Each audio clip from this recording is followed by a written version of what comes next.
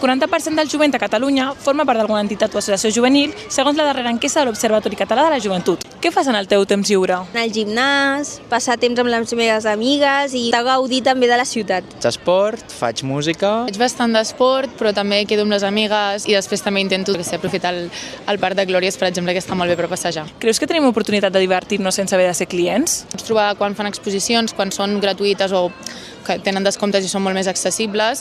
És més complicat, és molt més fàcil anar a posar un centre on s'hagi de pagar o quedar en un bar, un restaurant. Ja no a tothom li agraden, perquè tenen un punt cultural. Generalment crec que sí que és normal haver de pagar una subscripció. Jo, per exemple, pago un club de tennis on vaig usualment. Formes part d'alguna associació o entitat? No, ara mateix no. T'agradaria? Sí, m'agradaria.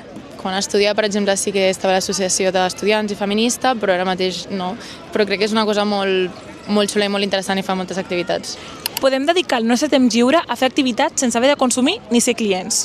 Així ho evidencien associacions, casals i espais on podem organitzar-nos, trobar-nos i divertir-nos. A Journal.cat t'expliquem alternatives que ja ho estan fent possible.